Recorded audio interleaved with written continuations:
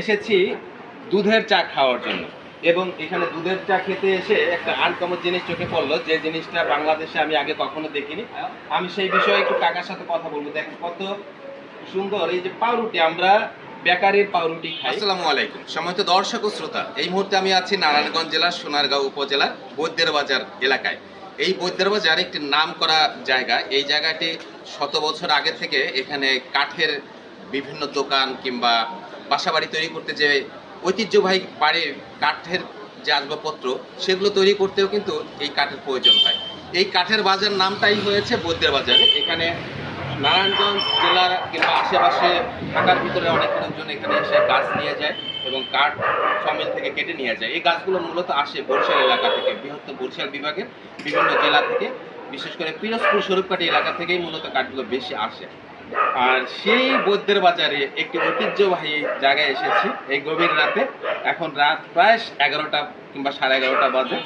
এসেছি দুধের চা খাওয়ার জন্য এবং এখানে দুধের চা খেতে এসে একটা আনকমন জিনিস চোখে পড়লো, যে জিনিসটা বাংলাদেশে আমি আগে কখনো দেখিনি। আমি সেই বিষয়ে একটু কাকার সাথে কথা বলবো। দেখেন কত সুন্দর এই যে পাউরুটি, আমরা বেকারির পাউরুটি খাই, তবে এই পাউরুটিও বেকারির, তবে এটা একটি আনকমন। বাংলাদেশে মনে হয় কোথাও এইভাবে গরম একটা চায়ের দোকানে গরম করে এই পাউরুটি খেতে পারবেন না। সাথে সর দিয়েছে, দুধের সর, গরুর দুধের সর, চিনি, একটু দুধ মিশে দিয়েছে, একদম বার্গারের মতন করে।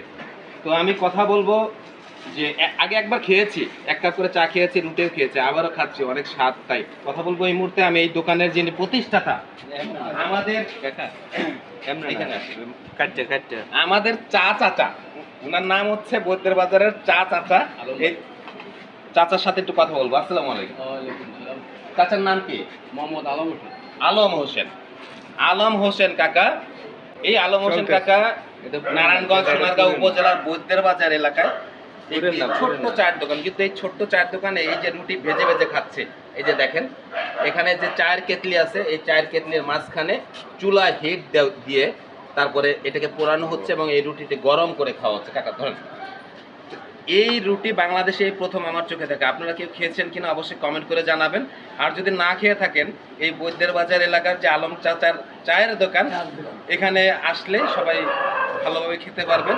হয়তো বা 2-3 বারের না হবে না, আরো বেশি করে খেতে হবে। তো সবাই কাকার চায়ের দোকানে আসবেন চা খাওয়ার জন্য। দাওয়াত রইল সবাইকে। কাকা কি বলেন, দাওয়াত দিচ্ছেন না?